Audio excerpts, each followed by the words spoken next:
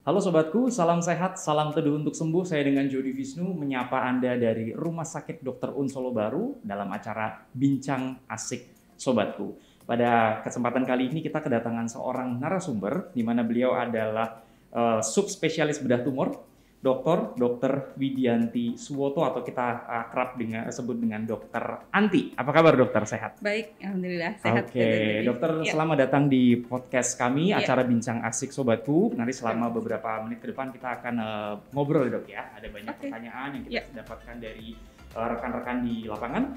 Kemudian dari teman-teman juga dikumpulkan jadi satu, masuk dalam kartu yang di depan saya ini nanti. Tapi sebelumnya dokter Anti minta perkenalan dulu pada sobatku.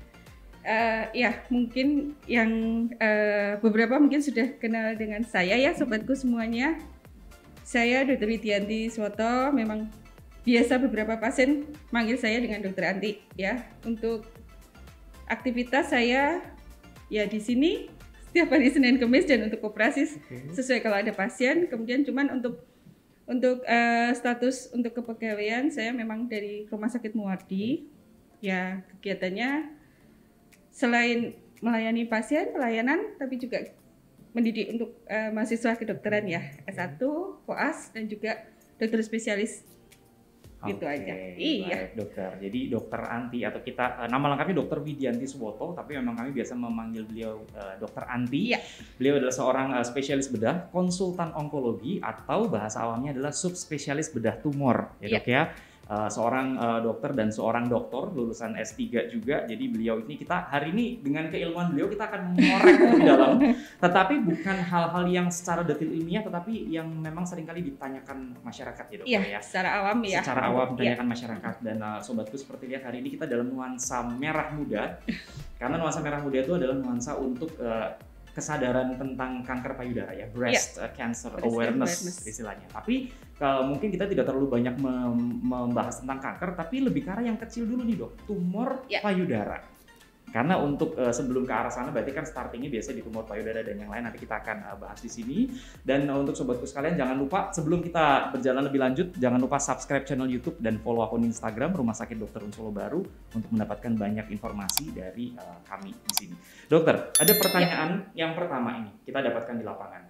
Ini pertanyaan, dok, saya sering mendengar ada tumor payudara yang jinak dan juga yang ganas. Cara membedakannya seperti apa? Silakan dokter. Ya, mungkin kita harus istilahnya mencari dulu definisi dari tumor ya. Jadi tumor itu sebenarnya adalah semua benjolan ya. Kalau itu tumor payudara berarti benjolan pada payudara. Apapun benjolan, ada dua macam, jinak dan ganas. Kalau tumor payudara yang jinak ini bisa infeksi, bisa memang berupa tumor, berupa benjolan yang istilahnya masyarakat awam sering bilang sebagai uci-uci. Ya. Cuman kalau itu yang ganas, itu yang masyarakat sering bilang itu suatu cancer, suatu kanker. Ya. Jadi kalau tumor payudara ganas, dok, ini kanker bukan? Iya. Kalau tumor ganas itu adalah kanker. Nah, sekarang bagaimana membedakan? Kalau untuk tumor jinak biasanya memang istilahnya gejalanya bervariasi tergantung dari infeksi, ada infeksi atau enggak. Cuman kalau dia membesarnya itu, benjolannya itu timbulnya itu dalam waktu dekat, biasanya lebih ke arah yang jinak. Tapi kalau dia membesarnya cepat, sebulan, 2 bulan dia langsung membesar cepat tanpa rasa nyeri. Nah itu lebih ke arah ganas, walaupun belum tentu ya. Itu cuma salah satu tanda aja itu. Cuman biasanya apa? Loh dok, ini tuh nggak nyeri, nggak ada, masuk ganas. Nah itu, jadi ganas itu kalau nunggu ada keluhan berarti dia sudah telat. Itu biasanya. Kalau nunggu ada keluhan, misalnya besar, kemudian rasanya sakit, istilahnya berarti kalau saya katakan itu ganas, ganasnya sudah lebih jauh ya dokter ya. Jadi kalau seandainya memang sobatku sekalian merasa ada benjolan di payudara, atau mungkin saudara, atau mungkin ada keluarga, kerabat, atau teman yang ngomong soal benjolan payudara, cepat lebih baik segera diperiksakan supaya nanti tidak terlambat gitu ya dokter ya. Gitu. Nah dokter, ini kan kalau seandainya orang sering bertanya, penyebab terjadinya benjolan di payudara itu sebetulnya apa saja dokter? Kalau untuk penyebab tergantung dari jenisnya apa dulu. Kalau itu jinak, berarti bisa infeksi seperti tadi. Kalau infeksi berarti memang ada kuman yang ini. Kalau kuman yang paling sering itu karena TBC, itu bisa. Kemudian infeksi karena menyusui yang tidak bisa keluar sempurna atau produksi berlebihan, itu juga bisa terjadi infeksi. Tapi kalau itu suatu yang ganas, itu beda lagi penyebabnya.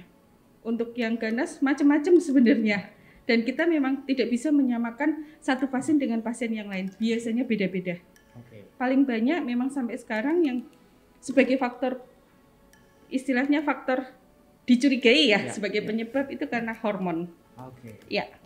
Jadi memang pemeriksaannya sebetulnya bukan hanya simple ya dok ya, tapi kadang-kadang kita harus secara holistik memeriksa lebih jauh. Dan dokter sempat menyampaikan apalagi kalau seandainya pasien itu menyusui. Jadi kan istilahnya air susunya sulit keluar, terjadi penyumbatan di situ, bisa juga terjadi sebuah kayak katakanlah benjolan ya dok. Gitu. Bisa tumor. Tumor kemudian nanti diperiksa akan lebih lanjut secara komprehensif. Nanti biasanya kan juga akan berkomunikasi dengan istilahnya dokter dalam spesialistik yang lain yang bisa kita konsulkan juga gitu. Nah dokter, kalau ini ada pertanyaan berikutnya. Tadi dokter sudah sempat menyampaikan penyebabnya beberapa jenis tumor payudara itu. Kemudian apakah tumor payudara itu juga merupakan keturunan dok? Apakah bisa dicegah atau tidak? Ini pertanyaan dulu.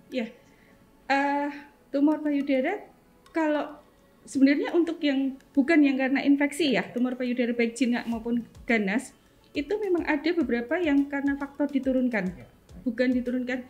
Jadi memang istilahnya ada gen yang dia sudah, kalau diturunkan berarti ada masalah di gennya, ada mutasi di situ. Tapi selama itu tidak istilahnya tidak tersenggol ya, itu biasanya aman, tidak akan tumbuh. Jadi misalnya ada seorang ibu, dia sudah menderita kanker. Dok, nanti anak-anak saya bisa kena atau enggak? Kalau keturunan bisa. Tapi apakah nanti timbul atau enggak tergantung pola makan, gaya hidup, itu akan mempengaruhi apakah mutasi gen ini bisa istilahnya terekspresi, kemudian timbul benjolan atau tidak. Jadi tetap ada faktor-faktor yang lain, yang jelas bisa diturunkan. Walaupun itu jinak, bisa. Tetap bisa di istilahnya diturunkan, tergantung itu tadi, nyenggol atau tidak itu. Itu ada pemeriksaannya nggak dok? Biasanya nih, kadang-kadang kan orang kan suka iseng, aduh ada dugaan ke arah nanti ke sana nggak ya nantinya, itu dokter mungkin bisa sharing tentang itu. Sebenarnya kalau untuk pemeriksaan malah harusnya ada ya, nggak harus istilahnya, nggak harus kita ke rumah sakit, tapi itu bisa kita kerjakan sendiri di rumah yang mungkin sudah beberapa sobatku sudah tahu ya apa yang itu disebut sebagai sadari atau sarari, periksa payudara sendiri. Nah itu untuk sebenarnya untuk semua perempuan yang sudah menstruasi itu harus sudah rutin tiap bulan dikerjakan. 1 minggu setelah menstruasi bersih itu sudah mulai harus dicek payudaranya sendiri. Itu kecuali kalau yang sudah tidak menstruator, nah itu kapan sarari harus dikerjakan, kapan sadari harus dilakukan? Tiap bulan pada tanggal yang sama. Tergantung pasien ingatnya tanggal berapa. Jadi mungkin buat patokan, saya ingatnya kalau habis gajian, ya itu tiap habis gajian dicek payudaranya sendiri. Iya, gitu. Dan ini banyak informasi di internet ya dokter ya, internet baik itu misalnya di YouTube, kemudian di Google dan sebagainya, lagi untuk kita berselancar di internet bisa melihat yang namanya kalau periksa payudara sendiri atau sadari itu kan banyak metode, banyak caranya ya dokter ya. Jadi maksudnya supaya sobatku itu nggak usah terlalu bingung prosesnya harus seperti apa. Misalnya tadi dokter Anti sempat menyampaikan sudah selesai menstruasi kemudian sekitar semingguan ya dok ya. 1 minggu. Periksa aja areanya gimana, posisi tangannya mesti seperti apa, nanti bisa dicari di internet caranya seperti apa. Tapi intinya supaya itu meningkatkan awareness ya dok ya dalam waktu 1 minggu. Setelah itu kan kalau periksa manual ya dok ya, kalau periksa mandiri nih, kalau seumpama ada sobatku yang mungkin bertanya tentang pemeriksaan laboratorium, kira-kira gimana dok untuk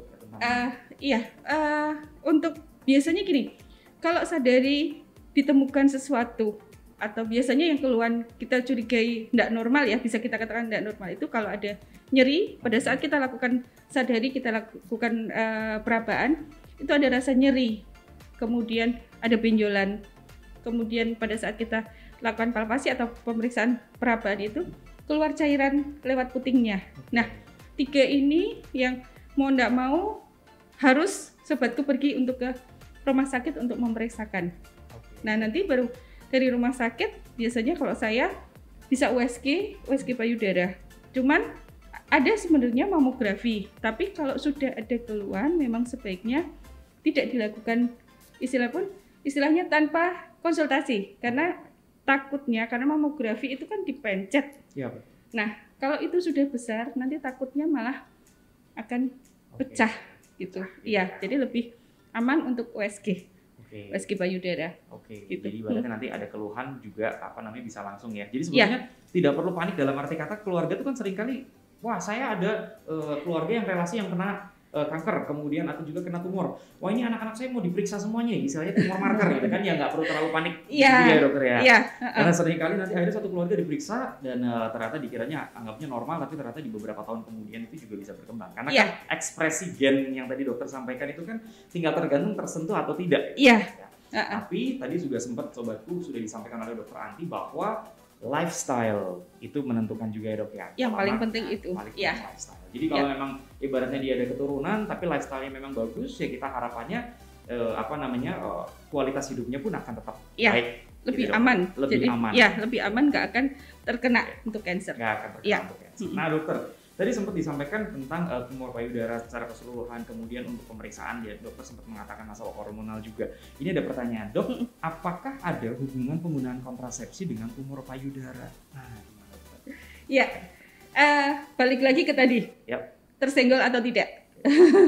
Cuman yang sering banget nyenggol itu adalah hormon estrogen. Nah, estrogen dengan beberapa derivatnya, beberapa adalah estrogen progesteron itu banyak didapatkan pada memang untuk KB hormonal ya, suntik, kemudian pil, sama satu lagi implan ya, atau obat-obat penyubur kandungan. Pokoknya yang mengandung dua hormon itu yang istilahnya sampai sekarang masih, tapi tidak bisa kita balik. Jadi apakah kalau dok berarti saya pakai ini besok pasti. Nah itu yang kita balik lagi, ada nggak gennya gitu. Cuman sampai sekarang memang masih dua itu masih istilahnya ya obat-obat hormonal, obat-obat KB itu memang sebagai pencetus itu sampai sekarang masih. Tapi istilahnya patofisiologi untuk terjadinya balik lagi tiap pasien dan pasien lain sama-sama KB sebagai penyebab, manifestnya akan beda. Itu hasilnya juga akan berbeda ya dokter. Nah, kalau seumpama pemeriksaan laboratorium tadi dok kembali lagi, tadi dokter sempat sampaikan ada USG, ada juga bisa di mamografi, tapi kalau memang sudah cukup besar misalnya tumornya, takutnya kalau ditekan nanti dia bisa malah menyebar atau pecah dan sebagainya. Tapi kalau pemeriksaan misalnya dalam laboratorium dari darah itu dok, itu kira-kira gimana? Untuk tumor marker ya. Kalau untuk tumor marker memang itu tidak diindikasikan sebagai deteksi, jadi tidak untuk diagnosa, tapi dia hanya untuk sebagai istilahnya follow up. Jadi pasien harus sudah terdiagnosa dulu sebagai cancer. Nah untuk follow up, untuk kita ngecek per bulan dia tumbuh lagi atau tidak, baru pakai tumor marker, pakai CA15-3 dengan CEA. Cuman kerugiannya CA15-3 dengan CEA itu seringkali positif palsu maupun negatif palsu, walaupun tidak semua. Makanya kalau saya lebih balik lagi untuk follow up ya, kita lebih ini lihat kondisi pasien. Karena kalau darah kan tumor marker kadang kondisi pasien yang nggak fit pun hasilnya akan beda. Betul. Iya, itu biasanya. Jadi ini buat hati-hati sobatku. Takutnya nanti bukan kita tidak mendukung ya, karena kan biasanya kan merasa bahwa wah ini saya kan udah cek macam-macam. Sudah cek semuanya. Saya juga ada seringkali kalau beberapa orang misalnya saya punya dana sekian, saya punya uang, kenapa saya tidak boleh periksa atau apa ya? Tapi takutnya nanti begitu hasilnya nanti gimana? Nanti ada yang menduga-duga.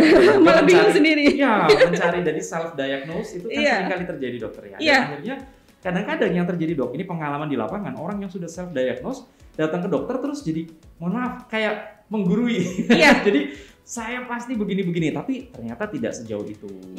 Tapi memang kadang-kadang juga ada yang terjadi mereka lebih ke arah tidak merasa bahwa ini kenapa-napa, tapi ternyata hasilnya sudah jauh. Jadi lebih baik kita berjalanlah step by step. Lebih aman, jadi tahu betul. Ininya. Betul, jangan sampai nanti malah kejauhan atau malah kita kurang aware. Tapi ngomong-ngomong dok, tadi sempat dokter sampaikan tumor yang tumor yang jinak dan juga tumor yang ganas. Mungkin sobatku ini perlu ditekankan lagi nih, ya, kalau terjadi benjolan atau tumor di payudara untuk yang ganas, ciri-cirinya tadi dokter sudah sempat sampaikan, tapi perlu kita tekankan lagi nih kepada sobatku. Kalau yang paling sering itu selain untuk yang ganas itu memang paling sering datang dengan benjolan, ya, berapapun ukurannya, bisa di payudara, bisa di ketiak, ya, karena sebenarnya ketiak sama payudara itu merupakan satu kesatuan yang kita sebut kalau secara kedokteran itu yang kita sebut sebagai payudara. Jadi tidak murni payudara aja, ketiak sendiri enggak. Itu satu kesatuan. Jadi benjolan di ketiak itu kita harus sudah mencurigai itu suatu yang di payudara. Selain benjolan kita harus lihat dulu. Kalau orang bilang kulitnya itu seperti kulit jeruk. Jadi pori-porinya besar-besar. Okay. Itu salah satu tanda untuk keganasan. Kemudian puting susunya bisa tertarik ke dalam, bukan dari lahir ya, kan ada beberapa yang memang secara anatomi dia tertarik ke dalam, tapi itu terjadi kalau ada benjolan kemudian dalam perkembangan kok putingnya tertarik dalam. Nah itu sudah istilahnya salah satu itu. Kemudian keluar cairan itu biasanya darah atau cairan putih ya, bukan susu. Jadi cairan putih dengan cairan darah, dua itu yang istilahnya kita harus sudah aware kalau itu adanya suatu keganasan. Yang paling sering itu. Sering itu ya.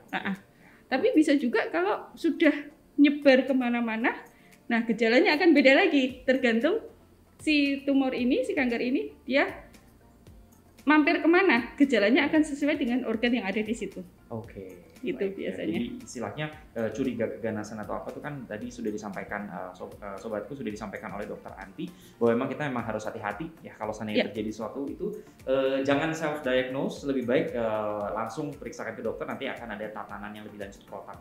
Kita bukan mau memeriksa segala macam diperiksa, tapi kita akan step by step. Iya. Supaya nanti kita juga ya kasarnya dana yang dikeluarkan pun tidak terlalu semua jor-joran ya. Iya, semuanya dicek. Meskipun ini juga mungkin dibilang bahwa ini kan akan ditanggung oleh BPJS dan segala macam, tapi kan alangkah bagusnya kalau kita tidak melakukannya terlalu over. Iya. Akan step by step. Nah, dokter, tadi sempat disampaikan lagi dokter bahwa ada tumor jinak, tumor ganas. Mungkin dari tumor jinak dulu dok, tata laksananya itu gimana tindakan untuk terapinya biasanya? Iya. Kalau tumor jinak, walaupun itu jinak, cuman untuk yang payudara memang kita tidak bisa dengan obat. Jadi tergantung nanti bukan permintaan ya, apa yang dikeluhkan pasien. Kalau misalnya memang itu nyeri, ya pasien hanya mau menghilangkan nyerinya, ya kita bisa kasih pengurang rasa nyeri. Tapi untuk benjolannya dia akan tetap. Dan untuk benjolannya itu cuma satu adalah operasi benjolannya diambil untuk yang jinak. Seperti itu. Iya. Okay. Cuman biasanya pasien, apakah ini keharusan dok untuk diambil? Balik lagi, pasien gimana? Mau itu hilang atau enggak? Oke. Iya. Ini beberapa kasus dok ya zaman ini karena ada pertanyaan di bagian bawah, tapi saya pikir saya gabung saja tentang fibroadenoma mame. Iya. Ini zaman saya dulu koas masih pendidikan, ya kan operasinya sering ya kan ada beberapa debat dan kemudian setelah dioperasi ya sudah gitu kan karena itu ya. Tapi mungkin ini dok, untuk menjawab pertanyaan kalau fibroadenoma mame atau FAM atau tumor jinak itu kira-kira nanti setelah diambil kemudian apakah nanti akan berlanjut lagi tumbuh dan yang lain, minta tolong dijelaskan. Iya, itu salah satu seperti itu dok, nanti kalau ini operasi nanti tumbuh lagi ya itu yang ada atau mending nggak usah dioperasi aja ya dok. Nah sebenarnya ya itu yang ada di masyarakat karena gara-gara operasi benjolannya jadi lebih banyak gitu. Cuman masyarakat harus kita balik lagi, selama istilahnya pola makan, gaya hidup masih tetap sama, operasi atau tidak, benjolan itu bisa tambah besar dan bisa bertambah jumlahnya. Jadi bukan karena operasinya, tapi karena masih ada istilahnya pemacu untuk timbul lagi. Apalagi usia-usia premenstruasi awal itu ya, itu biasanya tinggi sekali. Ya. Jadi ya kalau untuk yang itu balik lagi ke pasien, mau diambil atau enggak. Karena pada saat fase dia mau mens pasti akan lebih sakit kalau ada FAM-nya. Jadi kalau itu ganggu ya diambil, tapi selama pasien nggak merasa masalah, nggak diambil nggak masalah, cuman nggak bisa dengan obat, itu aja. Ya, jadi tapi untuk mendiagnosis FAM itu kan juga mesti harus datang ke dokter ya dokter ya? Iya, tetap. Ya, untuk mendiagnosis, oh ternyata ini adalah tumor jinak. Jangan merasa bahwa ini benjolan, oh kayaknya setelah lihat podcast ini pasti jinak nih, nanti dulu gitu kan. Kalau ternyata ya sudah didiagnosis ini ternyata jinak, fibroadenoma mamae, terus merasa bahwa oke, sudah ketemu dokter dan dicek ternyata sudah mungkin USG dan segala macam dokter. Terus kemudian merasa bahwa ini saya memutuskan untuk tidak diangkat karena tidak mengganggu, tapi pola lifestyle-nya bagus, pola makan bagus, ya mungkin niscaya harapannya tidak menyebar kemana-mana gitu dokter. Cuman tetap itu ada istilahnya ada ini untuk monitor tiap beberapa bulan saya harus monitor ada perubahan nggak untuk besarnya. Kalau itu membesar dengan cepat ya mau nggak mau. Harus diambil, diangkat gitu ya. Dok, sebelumnya kalau sebelum kita mengarah ke yang ganas dok, mungkin sobatku mau tahu ini teknik operasinya kayak gimana nih dok nih? Apakah bius umum atau bius lokal? Mungkin ada yang sering tanya, takutnya di operasi kita takut segala macam. Untuk sobatku silakan. Iya, sebenarnya memang balik lagi ke pasien, apakah itu harus bius umum atau bisa dengan lokal? Sebenarnya kalau secara teknik bisa dengan lokal, cuman balik lagi ke pasien. Takut nggak? Daya istilahnya ambang nyerinya bagaimana? Kalau pasien dengan ketakutan ambang nyerinya, ya mesti itu sakit kan namanya di peso ya. Jadi memang untuk lebih nyaman dalam arti nyaman untuk pasien dengan nyaman untuk kami para dokter untuk operasi itu memang lebih enak kalau pasien dibius total. Walaupun untuk pengerjaannya juga nggak sampai 1 jam ya kalau untuk yang pinen, untuk yang jinak. Dan kalau di sini paling hanya 1 hari ya rawat inap ya kalau di rumah sakit sini ya. Iya. Ya karena sobatku kalau karena seringkali ada yang nanya, wah ini operasi sesar bisa bius separuh, ini kok operasi untuk payudara beda jalur sarafnya lain. Satu atas satu bawah ya. Satu atas satu bawah sobatku. Jadi kalau misalnya di bagian bawah misalnya operasi kaki dan sebagainya, dia bisa di bagian urus bius separuh. Tapi kalau di bagian payudara ini nggak bisa. Kalau di bius separuh ini ya bisa nggak nafas karena akan berhenti dari ini akan berhenti. Jadi biasanya dibikin untuk bius umum ya karena memang belum ada teknik yang untuk lokal separuh ini mati rasa gitu, belum ada. Jadi supaya tetap harus ditidurkan. Tetap harus biar tidur gitu. Dan memang stay 1 hari ya untuk takutnya nanti ada efek samping dari begitu bangun kan ngantuk, pulang nggak bisa. Dan biasanya memang tidak boleh bawa mobil sendiri untuk yang memang di sini kemudian istilahnya bius umum ya gitu. Nah dokter, kalau tadi sudah disampaikan dokter tentang tata laksana untuk yang tumor jinak, kalau yang tumor ganas gimana? Untuk tumor ganas sebenarnya prinsipnya ada beberapa ya. Prinsipnya untuk modalitas terapi yang kita anut ya itu operasi, kemudian kemoterapi, radioterapi, dan hormonal terapi ataupun imunoterapi. Cuman dari 5 ini biasanya kita pakai adalah kombinasi. Operasi, kemo, operasi, radiasi, kemudian kemo dengan radiasi. Cuman mana yang dipilih? Kemudian kombinasi mana yang akan kita pilih? Mana yang didulukan? Itu tergantung dari jenis tumor dan stadium dan kondisi pasien pada saat datang. Jadi beda-beda. Kadang pasien, dok, itu pasien bisa dioperasi, saya kok enggak? Gitu. Saya enggak mau operasi dok, mau kemo aja sama seperti pasien A misalnya. Pasien A kemo segini, saya kok pakai ini dok. Nah itu memang beda-beda variasinya. Cuman 5 ini kita pakai, cuman pilihannya itu yang kita beda-beda tergantung kondisi pasien. Tergantung kondisinya pasien dokter. Jadi kalau misalnya orang sudah didiagnosis sebagai tumor ganas atau kita bilang namanya kanker ya, katakanlah kanker payudara kemudian dinyatakan ganas, ini kan pasti kan merupakan seolah kayak dunia seperti runtuh ya dokter ya. Ini secara psikologis gitu kan. Jadi saya pesan kami kepada sobatku adalah kalau memang terdiagnosis sebagai tumor ganas, misalnya kalau ada keluarga atau ada rekan dan yang lain-lain, ya harapannya istilahnya kita bisa menemukan suasana pendukung yang tepat, keluarga misalnya. Kemudian dan ini adalah proses yang panjang ya dokter ya. Jadi harus punya relasi yang baik dengan dokter yang merawat, harus punya relasi yang baik dengan teman-teman yang memberikan support. Ya karena itu faktor usia juga ya dokter ya. Karena usia kalau sudah di atas 70-80 tahun kemudian ya istilahnya cost benefit dan yang lain-lainnya kan juga akan berbeda dengan pasien yang mungkin di usia 30. Pilihan terapinya juga biasanya akan beda. Iya. akan berbeda, Iya. gitu kan. Jadi Iya. harapannya adalah bisa tetap komunikasi dengan dokter yang merawat Iya.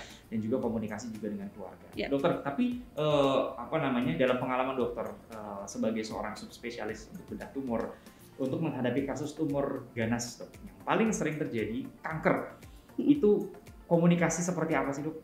Yang biasanya terjadi penolakan sampai akhirnya mereka bisa menerima tuh pengalaman dokter. Iya. Iya, memang awal pada saat saya menyampaikan ke pasien kalau itu suatu cancer, satu pasti adalah penolakan dari pasien. Penolakan dari pasien, kok bisa sih dok? Saya gini-gini. Nah itu memang ya manusiawi ya, kalau seperti itu ya. Betul. Kalau saya selalu menekankan apapun itu memang sudah ya mau nggak mau harus kita jalani. Ibu kalau misalnya mau istilahnya fase-fase denial ya. Bolehlah mau istilahnya nangis, mau apa, cuman jangan lama-lama. Ayo kita harus bangkit, kita berjuang bareng. Itu yang saya selalu tekankan ke pasien. Yang bisa ngobatin itu bukan saya, bukan obat mau ratusan juta, mau berapa, mau di mana, enggak, cuman dari ibu aja, dari pasien aja yang itu bisa istilahnya obat tersendiri. Karena saya lihat beberapa pasien tidak ada semangat untuk sembuh. Mau dibawa keluarganya kemana pun, ke rumah sakit kemana-mana, kalau nggak ada pasien, nggak ada semangat dari pasien, nggak akan berhasil walaupun itu stadium awal. Ya, jadi satu dari pasien kuncinya. Itu. Kalau stadium awal kemudian nggak diobatin, bisa menyebar dan yang lain. Iya, bisa. Ya kan? Ya, malah bisa. Ya itu balik lagi. Saya pengalaman beberapa pasien ya, karena fase penolakan pasien itu terlalu kuat. Jadi pasien sudahlah, ini saya sudah seperti ini dok, ngapain saya harus berobat? Ngapain, sudah jelas saya kena kanker, berarti umur saya pendek. Ya sudahlah dok, saya hadapi. Itu akan lebih cepat. Akan lebih cepat berpulang kepada Tuhan Yang Maha Esa. Karena tidak ada semangat. Karena tidak ada semangat, betul. Tidak ada semangat. Dan prinsip kita adalah sebagai seorang dokter ya dokter ya, bahwa kalau seandainya pasien itu pun katakanlah berpulang, ya karena memang kondisinya memang sudah terminal, sudah akhir, biarlah mereka berpulang dalam fase yang bermartabat. Iya.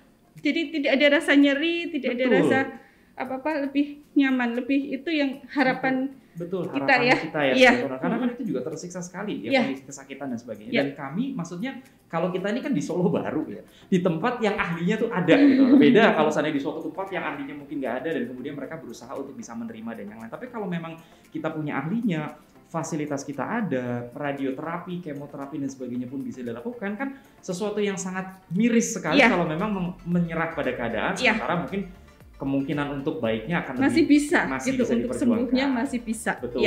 Jadi intinya para sobatku, bukan kami memaksa seperti apa, tapi karena kami para dokter yang sudah disumpah untuk menghargai setiap kehidupan mulai dari pembuahan. So kita harapannya bisa bersama-sama lah sesuai dengan visi dan misi dari rumah sakit ya. Kalau dokter Un Bunting itu dokternya wong cilik. Jadi istilahnya siapapun itu tidak akan pernah bisa istilahnya kita tinggalkan untuk kita berikan support. Ya dokter gitu ya dokter. Nah dok, sebelum ke yang pertanyaan akhir dok, tadi ada pertanyaan tentang dokter sempat sampaikan untuk terapeutik ya, terapi pada kasus untuk kanker tumor ganas. Nah kalau kanker itu efek samping dari terapinya apa sih dok? Karena ada yang harus sampai gundul, kemudian ada yang sampai mual dan muntah, dan biasanya obatnya gimana? Itu istilahnya salah satu efek samping dari obat. Ya seperti kita tahu obat-obat medis itu kita tahu efek sampingnya apa. Nah itu biasanya kita sampaikan ke pasien. Ini loh ibu, nanti kita pakai obat ini, efeknya ini. Makanya biar itu nggak timbul, kita harus benar-benar istilahnya pola makan yang harus diperbaiki.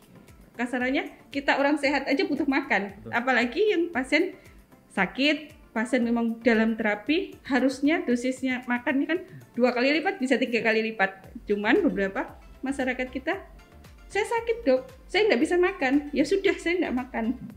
Mual karena efek obat. Ibu, ayo lanjut makan tiap 2 jam sedikit-sedikit, apa yang bisa masuk. Nggak bisa dok, saya ini keluar. Nah itu salah satu yang pasien istilahnya tidak mau semangat. Gimana kita bisa ngasih obat? Gimana obat bisa istilahnya berproses dengan sempurna dalam tubuh kalau tidak ada asupan makan dari pasien. Tapi kalau pasien yang memang sudah ada semangat ya, saya mual nggak apa-apa dok, saya masuk aja, pokoknya saya anggap itu makanan obat. Nah itu yang lebih saya acungin jempol untuk pasien-pasien yang seperti itu. Semangatnya luar biasa, tapi kalau sudah ini ya walaupun pasien pulang itu tetap kita kasih obat ya. Betul. Untuk mual, muntah itu tetap kita kasih obat. Tapi kalau nggak ada semangat ya. Memang semangat dan support ya dokter ya. Ya, Support dari semua ya, dari keluarga terutama ya. Dari teman-teman, dari pasangan hidup juga gitu kan. Ya, paling itu penting itu biasanya. Paling penting. Karena kan ya istilahnya di tempat tidur kemudian komunikasi dan yang lain kan juga penting. Dan memang untuk sobatku sekalian mungkin yang punya kerabat yang memang sudah terkena atau terdiagnosis sebagai kanker atau kanker payudara terdiagnosis, itu kita harus melihat bahwa ternyata masa depan kita pun sebetulnya kan tetap akan cerah sebetulnya dalam tanda kutip. Jadi Anda mau melihat anaknya nanti tumbuh besar, mau melihat cucunya nanti tumbuh besar, mau melihat dan sebagainya. Jadi kita punya harapan di mana ke depan itu saya harus sehat gitu dok. Mindset bahwa Anda harus sehat dan betul-betul bisa menjalani kehidupan ini sampai lebih jauh. Dan itu pasien yang menentukan, bukan dokter. Jadi kadang ya sudah dok, saya manut aja. Oh nggak bisa ibu, kalau saya loh ya, saya nggak bisa. Saya hanya istilahnya membantu ibu. Ibu maunya gimana? Saya sudah bilang untuk ibu sebaiknya ini. Kalau ibu mau, ya ayo kita berjuang bareng untuk ke arah sembuh. Tapi kalau pasien nggak mau, masa dokter kan nggak punya hak untuk memaksa ya. Betul, kita hanya istilahnya menyampaikan. Balik lagi ke pasien biasanya. Iya. Nah ini kalau nanti butuh support ya, kebetulan di Rumah Sakit Dr. Solo Baru ini ada Dokter Anti di sini. Jadi beliau akan memberikan support, bahkan keluarganya pun sebaiknya akan kita support ya dok ya. Iya, karena memang untuk pengobatan bukan dalam jangka pendek sehari 2 hari, itu bisa tahunan. Kalau nggak ada support dari keluarga, betul sekali. Nggak bisa. Betul sekali. Ada yang akhirnya dan ini sering terjadi dokter karena kan misalnya kondisinya sudah membaik ya, terus kemudian mereka merasa bahwa bersyukur sekali sudah sehat 100%. Kemudian terjadi relapse atau berulang kembali, istilahnya kok tiba-tiba kankernya tumbuh lagi gitu kan? Terjadi penolakannya dok ya? Gimana cara menghadapi yang seperti itu dok? Biasanya kan ada setelah terapi selesai, biasanya tetap kita monitor. Ada jadwal untuk kontrol tergantung dari jenis ininya ya. Ada yang nanti tiap 1 tahun, ada tiap 6 bulan itu. Cuman memang saya selalu bilang ke pasien, kalau misalnya sebelum jadwal kontrol ada keluhan, jangan ditunda, langsung. Nanti kita lihat lagi apakah itu memang relapse dari kemarin atau itu suatu kanker baru. Ada beberapa seperti itu dan penyebabnya banyak. Kalau itu bisa relapse, bisa karena memang jenis sel kankernya yang memang ada beberapa yang memang beberapa tahun dia akan tumbuh lagi. Tapi ada juga karena faktor pemacu yang lain, pola makannya, atau paling banyak adalah faktor stres dari pasien. Itu yang banyak untuk memacu relapse itu tadi. Baik ya. Jadi itu untuk bisa menjawab pertanyaan sobatku. Jadi apa sih namanya, kita tetap memberikan yang terbaik dalam proses terapi, harus bisa memberikan dukungan juga kepada pasien, kepada keluarga, kepada sahabat dan yang lain-lain, bahwa ini bukan dunia yang runtuh ya. Tapi dengan mindset yang sudah lelah, yang itu justru meruntuhkan dunianya mereka gitu kan. Harapannya kita tetap bisa ceria dan bahagia gitu. Nah dokter, pertanyaan yang terakhir ini, mohon tips dari Dokter Anti bila menemui kasus benjolan payudara. Ini tipsnya dok untuk yang pertama kali harus dilakukan. 1, pokoknya jangan panik, itu aja. Kalau pada saat sadari atau pada saat ngecek ada benjolan, 1, jangan panik, itu aja dulu ya. Habis itu bawa ke dokter yang terdekat, periksakan. Itu yang paling penting. Jangan malah googling. Biasanya itu udah googling pusing sendiri, panik pasiennya. Betul. Ya, terus kan nanti itu yang suka dengan dokternya ngomong apa, menurut Google padahal belum tentu sama ya yang kita lihat dengan yang dimaksud dengan yang di googling tadi. Betul. Nanti search-nya kan kadang-kadang pakai bahasa-bahasa yang walau ini kayaknya bahasa medisnya kok berat sekali gitu. Ternyata waduh pasiennya bawa saya. Dok ya. Jadi jangan panik dan kemudian langsung segera periksa kepada dokter. Misalnya bisa periksa ke dokter Anti, bisa ada di Rumah Sakit Dr. Solo Baru juga. Senin dan Kamis ya dokter? Senin dan Kamis. Kemudian bisa komunikasi dengan beliau. Saya yakin pertanyaan A sampai Z itu pasti juga akan dijawab oleh beliau. Tidak ada pertanyaan yang buruk sobatku, karena bagaimanapun kami juga menyadari bahwa ya kadang-kadang kami juga merasa bahwa sobatku mungkin sudah paham. Ternyata mungkin Anda belum paham dan kita tetap akan memfasilitasi untuk bisa memberikan penjelasan lebih lanjut. Yang jelas supaya kita tetap bisa sehat. Syukur kalau seandainya kita bisa sehat walafiat seterusnya ya kan. Amin. Supaya nanti kita bisa beraktivitas. bahas Yeah. seperti keseluruhan. Tadi kita sudah bahas dari awal sampai akhir. Yeah. Dokter Andi, saya mengucapkan banyak terima kasih. Sama-sama Dokter jadi. Karena sudah hadir di acara Bincang Yeah. Asik Sobatku. Nanti kedepannya ini kan kita awal ini tumor payudara. Yeah. Mungkin ke depan nanti kita membahas tentang kanker dan yang lain-lain ya, Boleh. sesuai dengan bidang ilmunya Dokter Andi, sehingga nanti kita bisa lebih banyak yang bisa kita gali. Itu sobatku. Ya, jangan lupa sobatku, saya ucapkan terima kasih untuk semua yang sudah mengikuti Bincang Asik Sobatku dari awal hingga akhir dalam tema tumor payudara ya. Sampai tadi juga kita membahas tentang kanker. Jangan lupa sobatku follow akun Instagram RS Dr. Un Solo Baru, like, comment, subscribe dan juga nyalakan notifikasinya untuk banyak mendapatkan informasi terbaru, edukasi terbaru dari Rumah Sakit Dr. Un Solo Baru. Salam sehat dan salam teduh untuk semua.